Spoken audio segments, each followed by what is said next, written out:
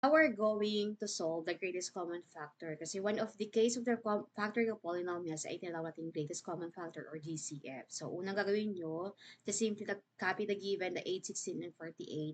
So, isip kayo ng number na lahat sila ay may common. Ang isipin dapat ninyo yung pinaka mataas. So, lahat naman sila ay may 2, may 4, but the highest common na naisip ko ay 8 mismo. Which is po, we have 8 and 1. Sa 16 naman, we have 8 and 2. Kasi when we multiply 8 times 2 po, we have 16.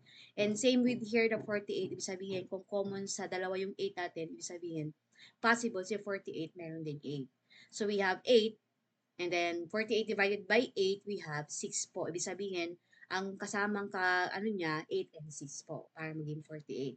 So all of them, kung titignan natin, ay common sa number 8. Ayan. So, ibig sabihin, ang magiging GCF natin ay C8. So, we're going to get the common naman parating sa ating variable. So, mapapansin natin sa given natin, lahat sila ay mayroong X. So, they are common in X. Ibig sabihin, ang gagawin nyo lang, and GCF kasi, ang kinukuha natin ay yung may pinaka-smallest na exponent.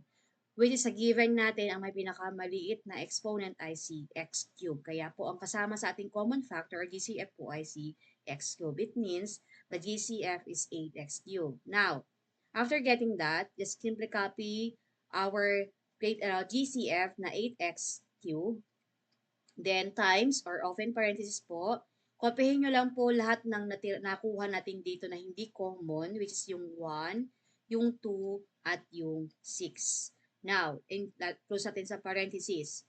So, let's go for the variable naman. So, dahil si variable, dahil sa ating GCF po, ang ginagawa po natin dito ay mina-minus naman natin yung nakuha nating GCF sa variable, which po x cube, di ba po, ang nakuha natin po, no? So, gagawin nyo lang po, i-minus nyo lang po, isa-isa po dito yung 3 sa bawat exponent po natin sa given.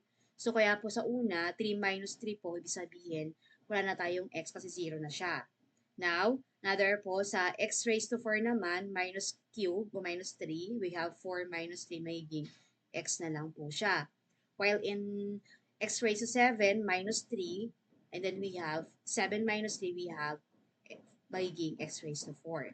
So now, just simply copy lang po yung ating mga given, yung mga signs ating given na negative and positive. So, ito na po yung mga sagot natin. To check your answer, kung tama siya, you need to use the distributive property. Mumultiply nyo siya isa-isa dito yung 8x cubed na nakuha natin na GCF.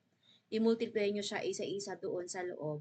Dapat ang kakalabasan na sagot ay yung mismong given natin. Para lang ma-check kung tama yung sagot ninyo.